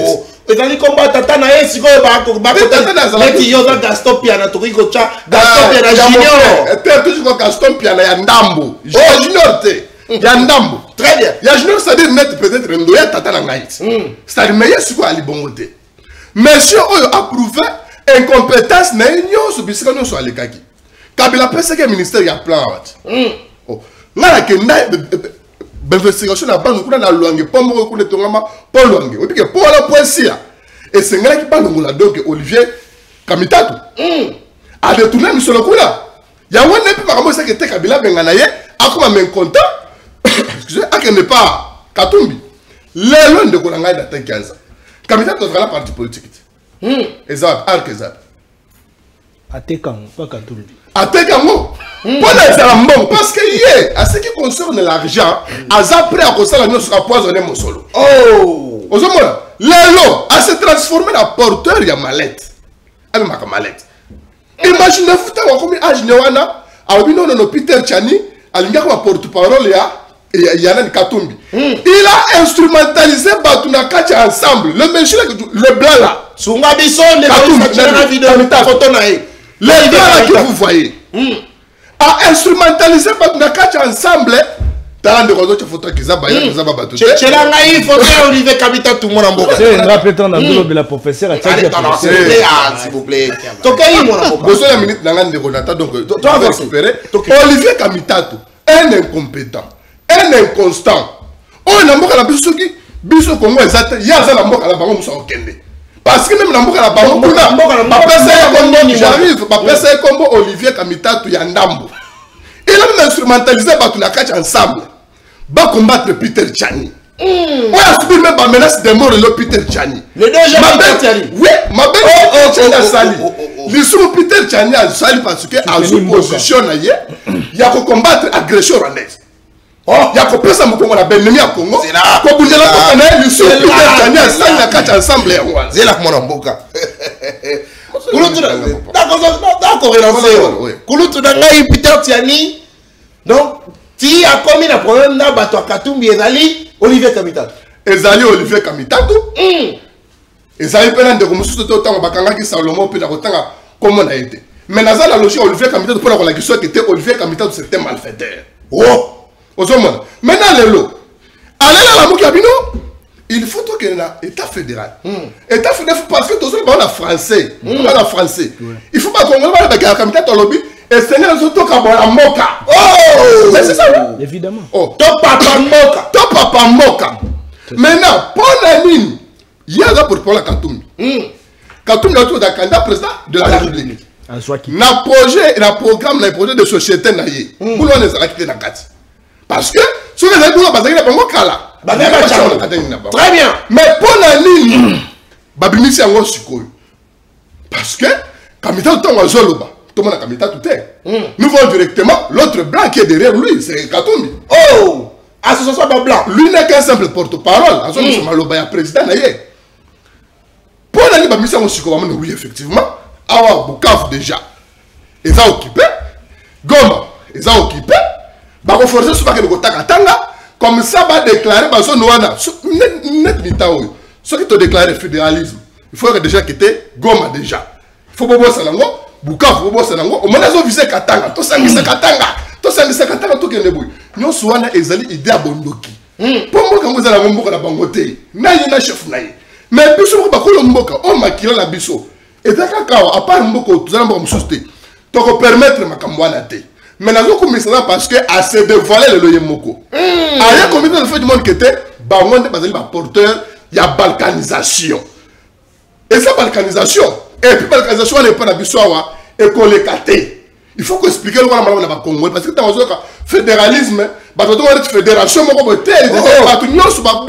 les lots. On veut le Bumbashi, par exemple, président de la Bango. Oh, mais parce que la Bango, on les a dit qu'on a Mboka. Or, ils ont un bateau. Très bien. Merci. Nachité. Moïse, que j'aime bien, s'appelle la réflexion. Le patriarche Christophe Mosoko Dampoanga a dirigé le bureau Wana. Il est le seul président. On a foutu l'indemnité de sortie. Il y a un président, il y a l'Assemblée nationale. Il est le seul président. On a abandonné qu'on fout un assistant parlementaire. L'unique. Assistant parlementaire, comment vous foutez? Merci. C'est-à-dire, Mosoko Dampoanga alors la gestion est orthodoxe. On va plus parce que au courant que mon Kotiboni au sein de la Boni. Na sagesse le président Mozo ne pouvait pas confier un mot calculé à Péchoir Boye, on va que dans l'Assemblée nationale et Zandi papier non. Caméra bandaki ko envier. Moi je vous dis c'est caméra bandaki ko kolobake. Moi je tika kana mbongo mususu. Maintenant mbongo nous yango le yaka. Caméra maintenant a subi ba conséquences. Merci beaucoup. Caméra n'a jamais été clair, n'a jamais été honnête. Merci pour la Yemoko. Très bien. Caméra vérité madame nous connaît ça.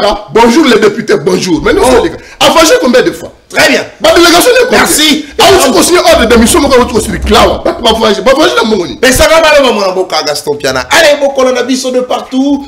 Toko beta lisolo na mai matali bongo état fédéral. Ezali nini? On a nini état fédéral. Zwa siko état fédéral. Quand il s'en na contexte ya mboka na biso Congo. Na lolenge mboka na biso la fragile. Est-ce que eko simba? Eko simba te toko réfléchir. Congo mani to réfléchir malamu mingi. Mon mboka Gaston Pierre lobby le Congo est très fondé. J'étais présent na Imoko na Sainte-Anne. Na salle na bango tango babandaki ko présenter programme de gouvernement, projet de société pardon, il y a la campagne électorale justement, projet de société, il y a mon mboka Moïse Katumbi, il est moka présenté qui était pas présenté là qui est. J'étais présent moi-même. Nulle part na mona ki balobela ki que ce qui Katumbi a commis président mboka na biso ko comme état fédéral na mona quitté. Na yoka ki pété parce que moi-même j'étais présent. Mais l'olenge kani discours ya bayi Katumbi c'est bongo kokana na bayi M23 AFC parce que bangonde babandi kolobela yango toka mboka na biso comme état fédéral. Nini Salomon, enfin je voulais dire Olivier Kamitatu akoyi koloba lolenge ya ba M23. Pourtant le programme na bango les a raté. Ba bimisi la biso ta copie to mona. Soki na se trompe pas qui n'a qu'on s'excuser. Mais au moins le jour ya campagne électorale présentation du programme na yoka quitté. Mona mboka. Vous avez même temps d'antenne. État fédéral est aligné. L'olengini est fonctionnel. Est-ce que Mboka Nabiso, ce qui est comme État fédéral, est possible? Merci beaucoup, le Jonathan. Je suis encore une fois de plus très flatté. D'accord, répondre encore Maloba. Mais avant de continuer, il faut pas parce que peut-être que vous reconnaître tes puissances médiatiques au Bosala Kanango. Du fait que dans cette émission, na Kanza, Merlin Vuvu, na bakulu tunangai. Na quartier, na Congo motosi mangate. Parce que bakotumbaye. Oh, bah our puissance médiatique ezali. Très bien. À tout moment quand vous passez à la télévision, il faut boyer pas cavalier na pinonde kunanga arme. Alors bi ke ba teta ngwazala ki na kati gestion za ki bi za ka ba prouesse. Na cause na vraiment na cacheté. Et ça c'est une proposition de loi votée en faveur de la population moko. Très bien. Attends, s'il vous plaît. S'il vous plaît, même question et pas que nous Gaston Piana. Tant mbo soit dans la qui président et ensemble. Les ébélés na répondre. C'est la proposition de loi moko avec une conséquence sociétale. Très bien. La proposition. S'il vous plaît, la loi.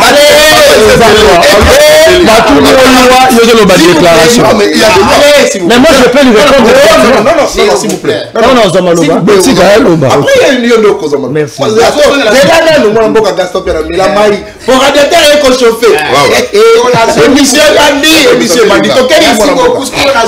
Parce que je présente beaucoup plus le la journaliste, mais vous êtes un journaliste très bien formé. Il y a un principe sacro-saint. Dans le journalisme, les faits sont sacrés, mais les commentaires sont libres. En tant que peuple patriote. Très bien. Tu as commenté analyste. Libre débat. Merci beaucoup. Je vais amener cette thématique dans 3 dimensions. Dimension d'abord scientifique, politique et sociale. D'abord, je vais commencer avec une dimension scientifique. Un État fédéral est une forme d'organisation politique où plusieurs entités appelées États ou provinces s'unissent pour former une nation tout en conservant une certaine autonomie. Voici quelques caractéristiques. 1. Partage des pouvoirs. Les pouvoirs sont répartis entre le gouvernement central et le gouvernement des États membres. À chaque niveau a ses propres compétences et responsabilités. 2. Leur constitution. 3. État, to ba province, ba kabola kayango, ba responsabilité na bango. Même libeko na bango. Autonomie et finance ya bango. Autonomie, les États ont souvent leur propre législation. Comme avec le parlement na bango. Nani libeko na bango. Sauf qui na se, babi leur système judiciaire. Quand on a katia État fédéral. Et parfois, même leur propre force de police. Et des forces armées. La poulousse selon auteur, après quelques exemples, il y a les États-Unis, l'Allemagne, le Canada, l'Australie. Il y en a nombreux. Très bien. On a une dimension scientifique. Est-ce qu'on a une dimension politique? L'article, le préambule de notre constitution. Nous, peuple congolais, unis par les destins. Ce qu'on a dit, unis, on a bâti il y a Pamba. Aujourd'hui, il n'y a pas c'est-à-dire un seul peuple.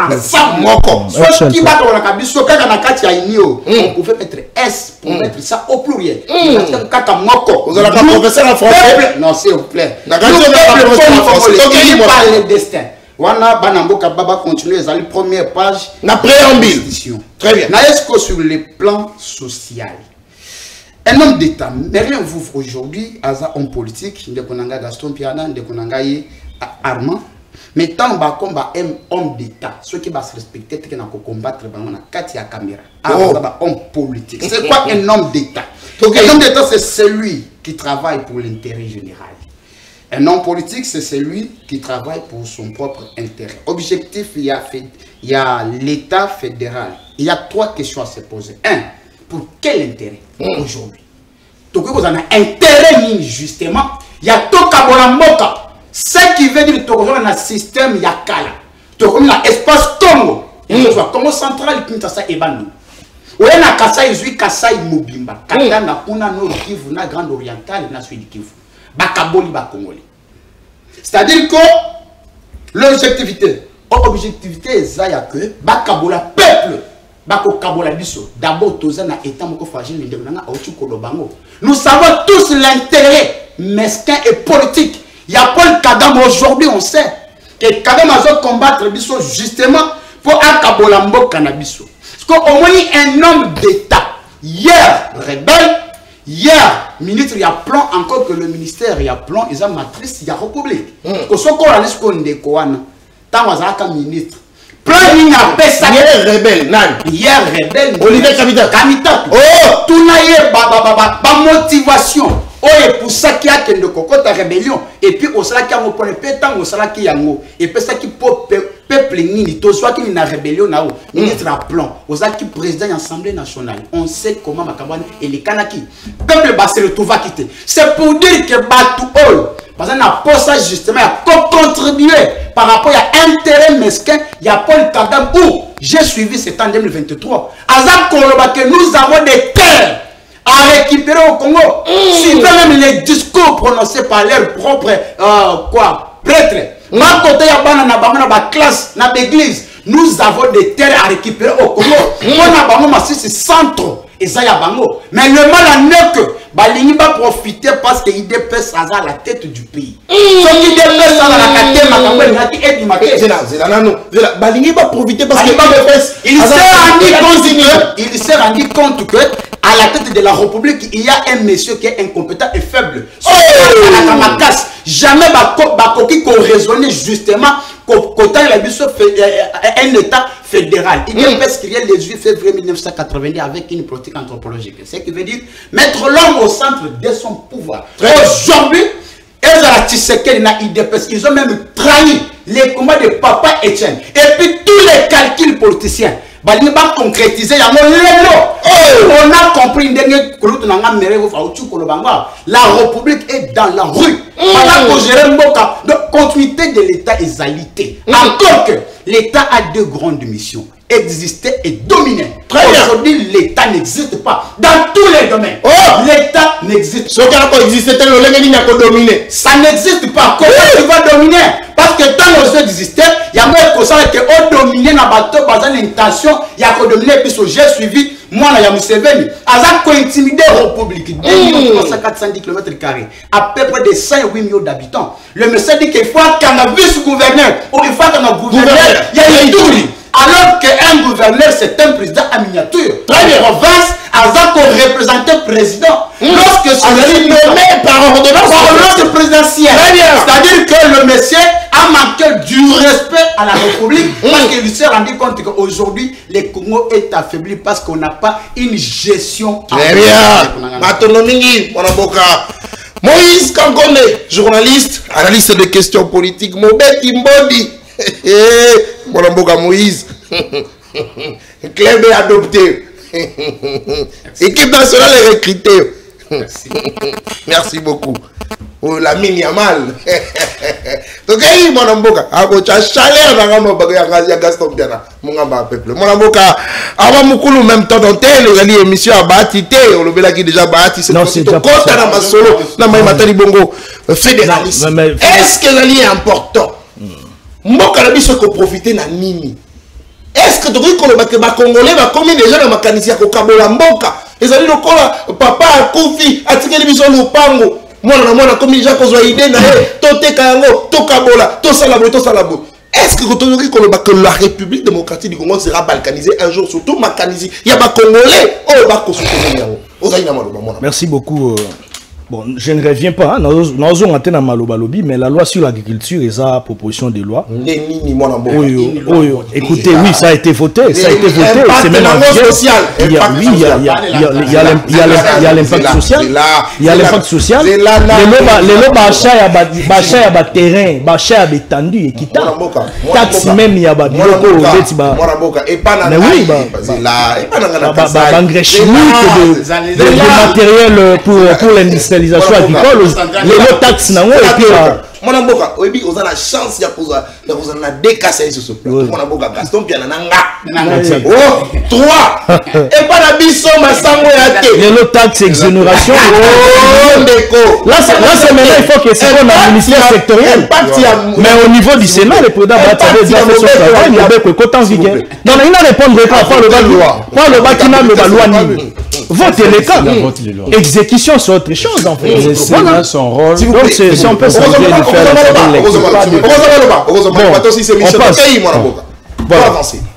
Et donc, fédéralisme. Bon, on doit d'abord comprendre une chose. Là, nazo joua communication Moïse plutôt il y a Kamitatu bon. Moïse Katumbi parce que par ricochet quand on voit Kamitatu, tout le monde a déjà Moïse Katumbi. Et donc nazo joua communication nae comme une communication séparatiste. Communication séparatiste, pourquoi? Nazo kotaku tunakati il y a scientificité et la communication. Parce que je me dis, Bissona Bino déjà toyebi, qu'est-ce que ça signifie le fédéralisme? Nous le savons bien. Selon Machiavel, le fédéralisme c'est un système politique d'un État fédéral. Hein? Par ricochet, réagissant les rapports entre les gouvernements central et le gouvernement des collectivités. Quand on dit les gouvernements des collectivités au pluriel, ça veut dire quoi? Les États fédérés. Très bien. Vous voyez? Donc, dans ma carte d'institution décentralisée, sur notre constitution, dans ma province. Et donc, au sein de nos provinces, il y aura une autonomie financière, il y aura une autonomie sécuritaire, il y aura une autonomie judiciaire, il y aura même des lois qui seront évoquées, qui seront exécutées. Comme sa police. Pour l'autonomie même politique, il y aura même une juridiction qui sera bien établie. Vous comprenez?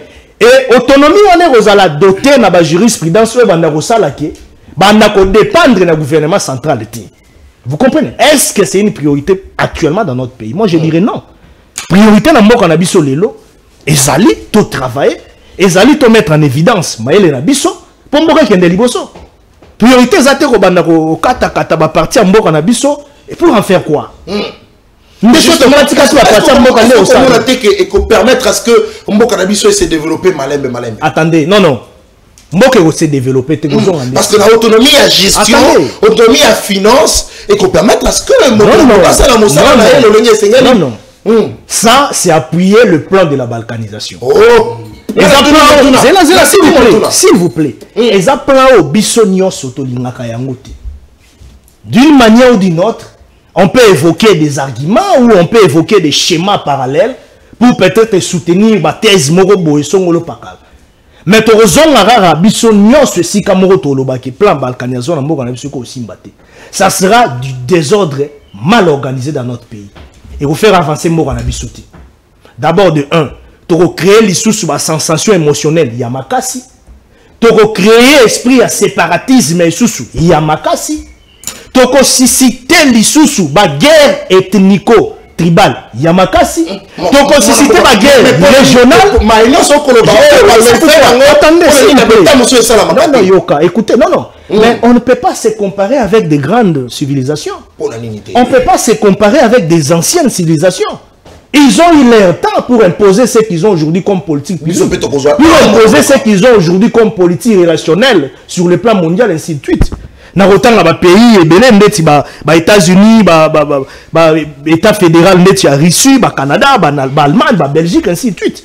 En fait, tous ont le même système politique. Ils ont eu le temps.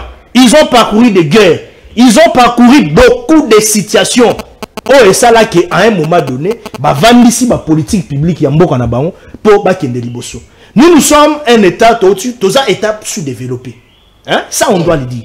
Tous on lukato matamwa muketo kende vers un état émergent. Mais nous devons beaucoup nous battre. Dans la situation de guerre d'ici et là, par-ci, par-là. Est-ce que nous allons faire face à cette politique du fédéralisme? Moi je dis non. Tant que katana katana. Oh, tous les gens lelo comme guerre na mboka na biso agression ko se multiplier. Ba oh ba aux autonomies na ba on na katanga balobani nous sommes des katangé. Ba oh misusu koto na kuilu biso ba na kuito balobani nous sommes des bandundu. Ba oh baza kuna misusu balobani biso koto eza région na biso. Misusu balobani biso toza baluba. Excusez-moi parce que moi j'aime pas parler du tribalisme. Vous comprenez? Nous allons mener notre pays vers le sort régional et c'est très dangereux pour la mboka o ezana sous-développement le rôle ya biso. Mboka o tozana problème économique, mboka o tozana ba convoitisme, tozana envié même sur le plan international. Ça veut dire tout simplement que ba puissance nyonso tozomona na ba pays catalysé o ba bundisaka biso. Ba kozwa élément de langage. Ba kozwa thèse na hypothèse. Ya koloba kia bomoni. Et même ils nous ont permis à ce que motona motazo ndambo ya mabe na yasa nini à gérer. Et ils vont bien se partager de notre côté du pouvoir. Reconnaissance internationale. Belgique a Vandeli Mamsousu Katang. Allemagne a Mamsous alobi bon, on a Vandeli à côté est.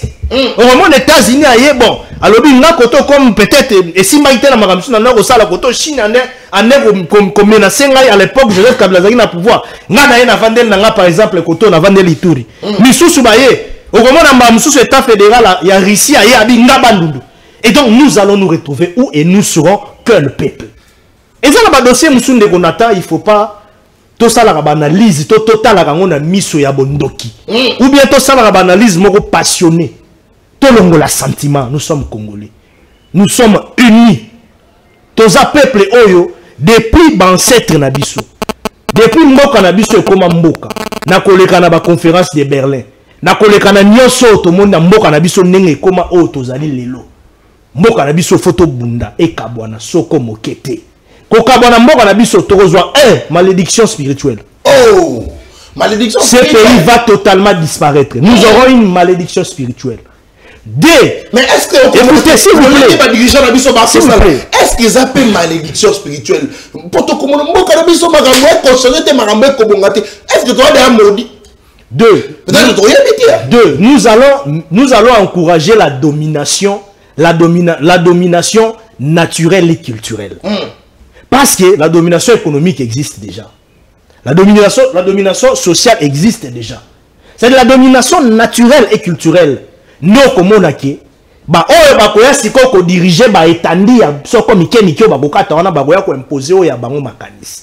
et nous serons quel peuple?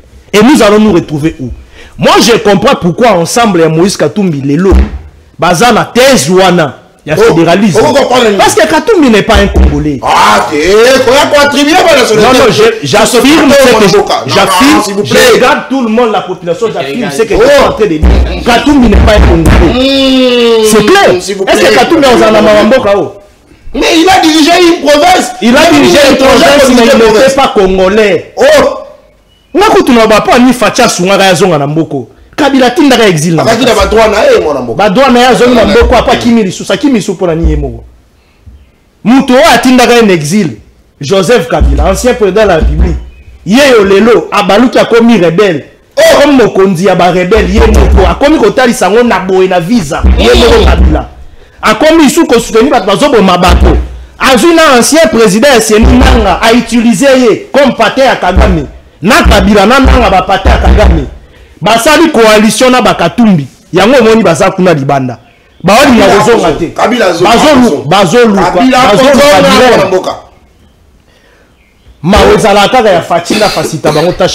Merci beaucoup. Moi, je vais coincer Je vais coincer Katumbi. Mais Moutazo même a déjà battu le fédéralisme. Il faut la procès contre lui. Azo même a battu le fédéralisme. On a justice. Attendez, s'il vous plaît. Parce que jusqu'à preuve du contraire, c'est un Congolais, Joseph Kabila. Non, je ne sais pas. Mais ça, c'est pas mon problème. Ce que je sais à déjà Yimboka. Ça, c'est pas mon problème. Merci beaucoup. Écoutez, s'il vous plaît.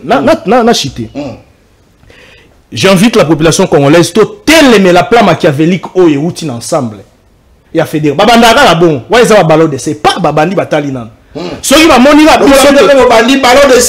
il y a loi sur l'ajustement un mandat président. Non, le nom de Peter Kaza a démenti qu'il y a un plénière. Il fallait que ce soit le président de l'Assemblée nationale et non l'honorable. Non, ce que le président, c'est pratiquement lui de il est à l'objet de côté. Ce qui vient aux hommes, on a ma canisson, on a que ça ballon de c'est moi, je suis pas pour. Et ça on a justement ce qui a mandat mon compte. Après, on a dit que Fatia de ça, Moussala, contrairement à Ndeko à lobby, na sommet en Mboka, Ndeko nanga journaliste à lobby, na sommet en Mboka et l'autre moko zo sala maté insuffisance présali. Merci.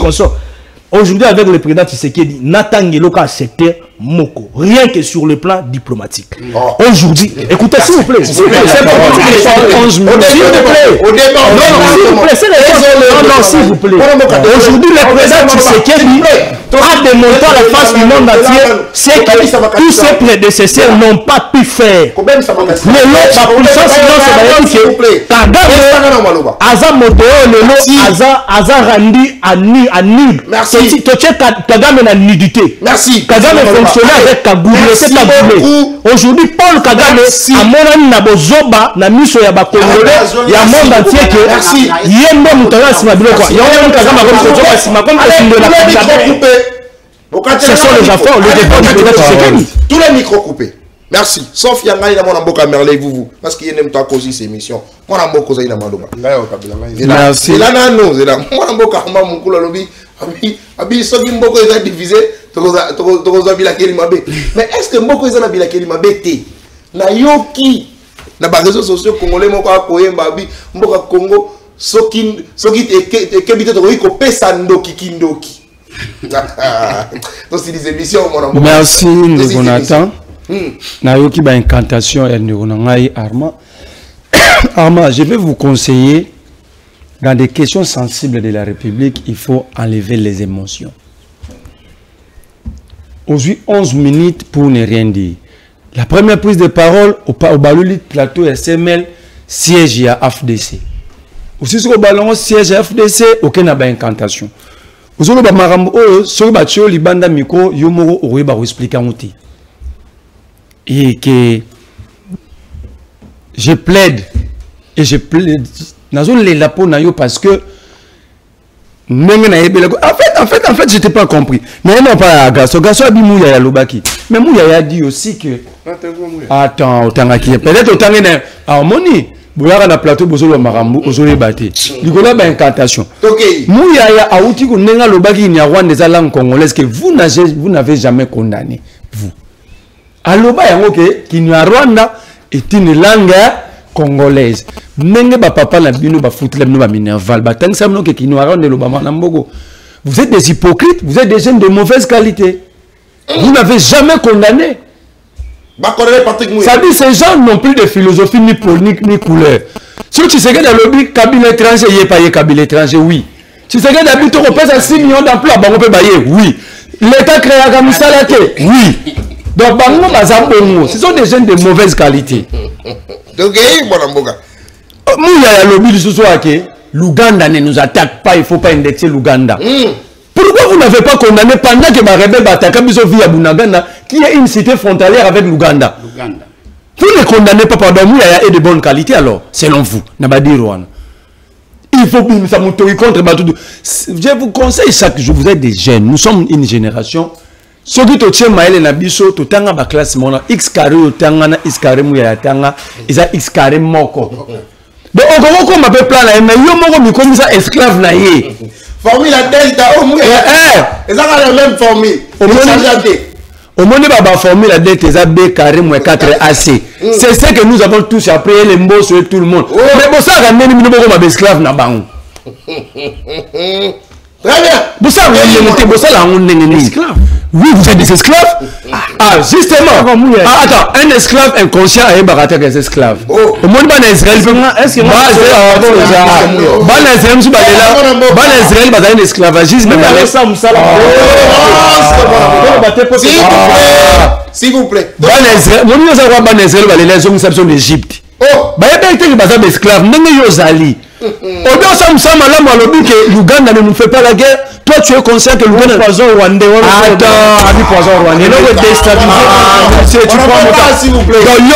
C'est là que tu es esclave. Et tu viens de le confirmer. L'Ouganda ne nous fait pas la guerre. Tu es conscient? Regarde la caméra là, dit que l'Ouganda ne nous fait pas la guerre. Dis, regarde la caméra que l'Ouganda ne nous fait pas la guerre. Alors, arrêtez de bêtises. Ok. Bato yi ba mbonga bele bino bozo bonga pété mais bo défendre ka ba.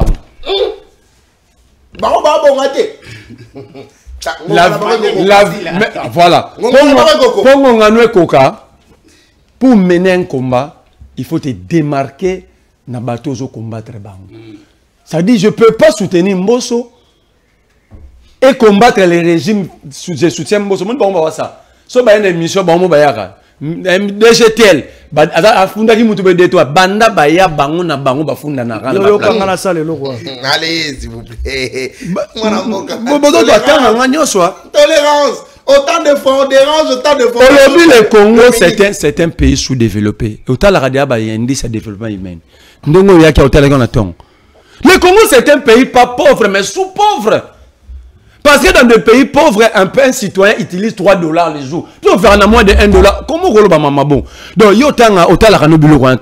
tu fais la politique. Nous ne sommes pas un pays sous-développé. Nous ne sommes même pas un pays sous-développé. Si c'était une entreprise, le Congo, c'était une entreprise à banqueroute. Il a signé. C'est ça le Congo. On a l'obité que côté détournement, je suis d'accord avec Willy Bakong, il n'a pas détourné. Tant aux euros, le Bango malheureusement qu'a détourné, parce que le fonds et la gratuité est géré par le président, pas la présidence. Le président, quand Kabine, oui, fonds et la gratuité est géré par Tshisekedi lui-même. Moi j'ai déjà mais c'est ça le régime. C'est faux. C'est faux. S'il vous plaît. C'est faux. Tolérance, mais si tu n'es pas informé, on doit déranger mission. Ça veut dire que dans le bail n'attend on a que Bakoko kanga makonga pour la détournement et laisser tu sais qui gérer l'argent. Yo le bail basam bisa bakonga na stade Marty Bino. Vous avez dit ici à détruire mon projet mon na samba na stade Marty depuis quand il a cessé d'être Satan pour être Dieu. Voilà. Surtout que c'est un kabiliste. L'union sacrée.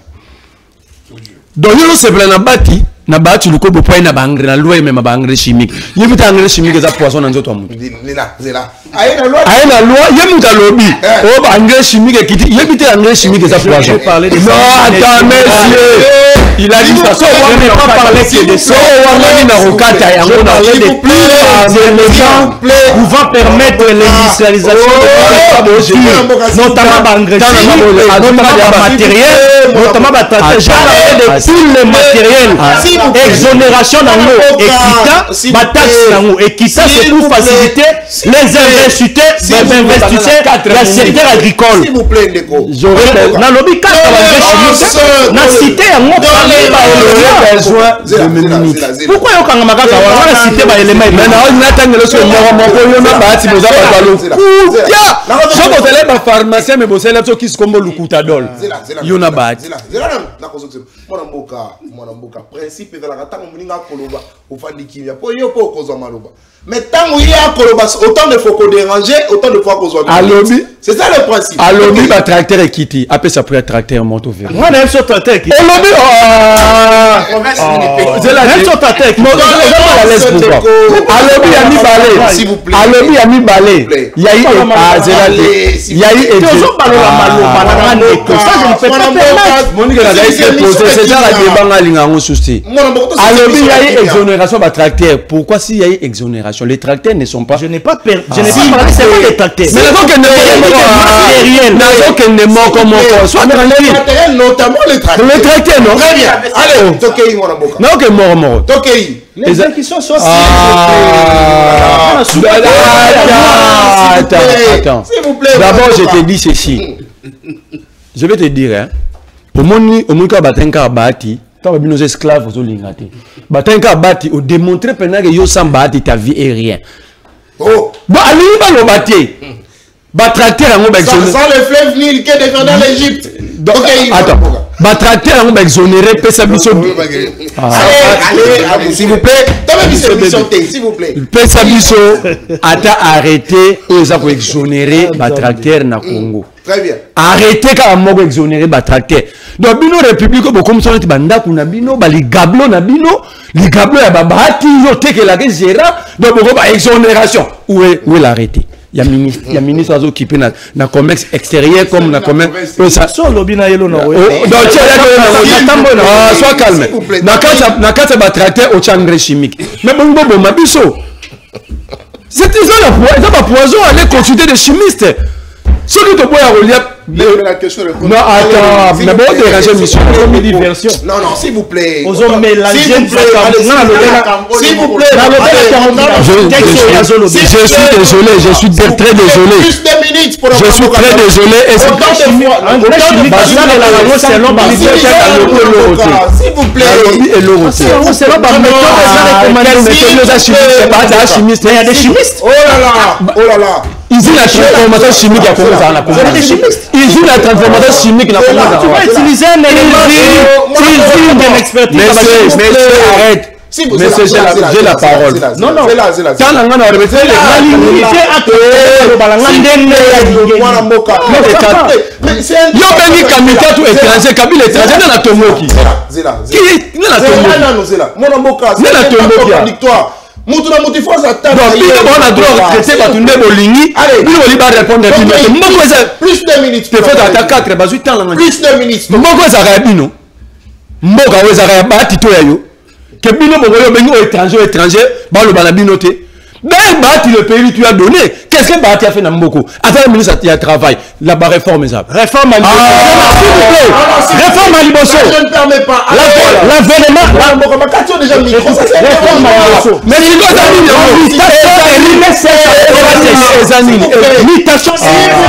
s'il vous plaît, mon amboka. Je vais déranger mission. Est-ce que tu te rends pas compte que même ta belle famille te suit? Même belle famille. Zéla, mon amboka. Non, qu'est-ce qu'on fait maintenant? Non, s'il vous plaît. S'il vous plaît. S'il vous plaît. Sans expert ne comprend pas pourquoi Congo est Liboso. Du expert. Oh là là, s'il vous plaît. Oh, mon amboka. S'il vous plaît, mon amboka. Baka dans la mission. Tu vas comprendre que l'homme de Bahati Lukwebo a semé trouble. S'il vous plaît, Zéla. Je prends simplement le peuple en témoin les comportements à Bahati que Bahati a transféré. C'est les journalistes qui posent. Non, je suis pas d'accord. S'il vous plaît. Vous devez respecter l'émission. Respectez ceux qui vous suivent. C'est pas une émission de Bahati, s'il vous plaît. Qui est Bahati pour qu'on ne parle pas de lui? Non, je suis désolé, s'il vous plaît. Il faut parler de Bahati, il faut parler de lui. Il gère. On a parlé de Kabila, on a parlé de Katoubi.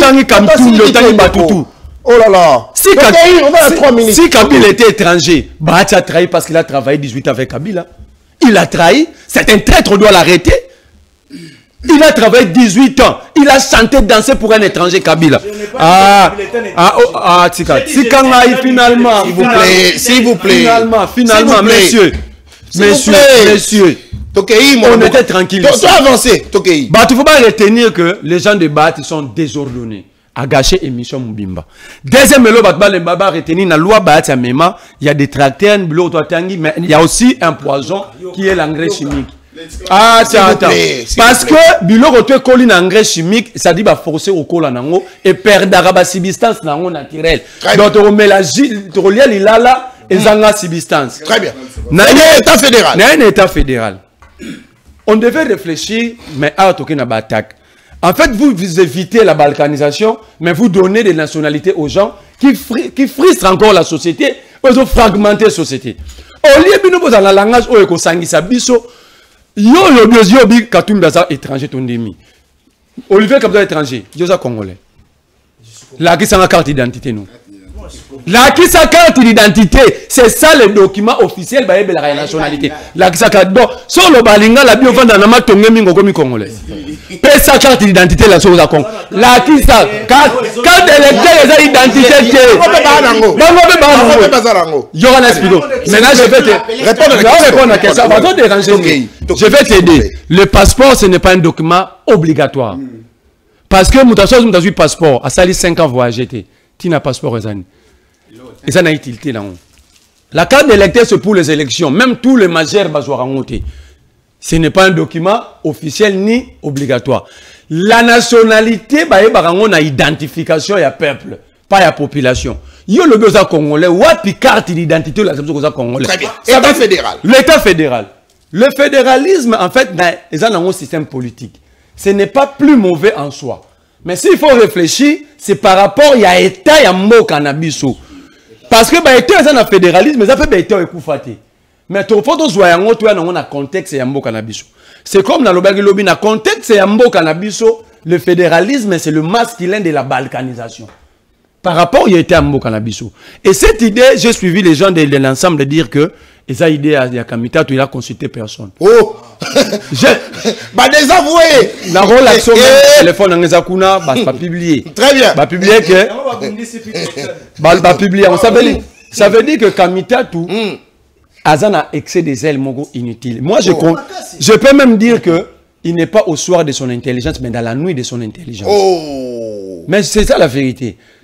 Le vieux toute sa vie, toute sa vie à Salata boutique, il a toute sa vie à construire dans la bambongo ya politique. Et là, il est en chômage. Il est en chômage, il est en train de toucher au même Kabilabi, je vais rentrer par la partie orientale. Lui qui n'est pas du FCC, il dit Goma. Tu vois, ça dit, il est en train de chercher qui l'appelait pour lui donner de l'argent. Parce que c'est ça sa vie. Moi, je lui conseille tout simplement. Soit ne l'eau ça la tête pour baïb senga kala zaïro linga mai piscine trop. Ça donne nga ça la natation avec chocolat. Très bien. Parce que à comme il déranger biso inutilement. Et je demande à Katumbi de les chasser. Oh. Pas de les désavouer, de les chasser parce que là dire que l'ensemble n'est pas produit ça comme tweet. Non. Est-ce qu'un homme d'État peut être producteur de tweets? D'abord quand il dit quand Batakatumbi balobi que à ça personnel, ça veut dire qu'il n'y a pas de discipline au sein du parti. Très bien. On doit pas les désavouer, chasser. Ce qu'il a dit par rapport à l'État de Mboka Nabiso est très dangereux. Très bien. Alors, on ne peut pas vivre dans un État où un Congolais qui se prend comme si la République était quoi appartenait à Aroya Amemi ou Amemi. Kamitatu, c'est un poison. Merci beaucoup, mon Amboka. Il doit être chassé au Katumbi à Bengani était que Katumbi ne compte pas sur mon soutien. Très bien. Il doit les chasser. Parce qu'on ne peut pas quand même. Ces pays depuis 1960, le Lumumba parlait de la balkanisation. Merci. Et ce n'est pas Kamitatu qui va la rendre effective. Très bien. Merci beaucoup.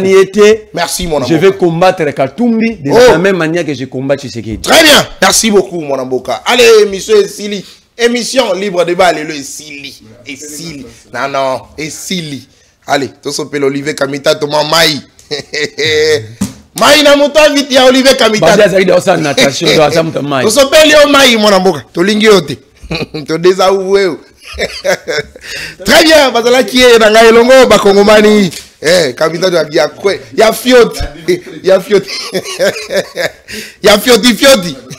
Très bien. Et monsieur Sili, mon amboka, mon koula zala kinabiso, Moïse Kankon des journalistes.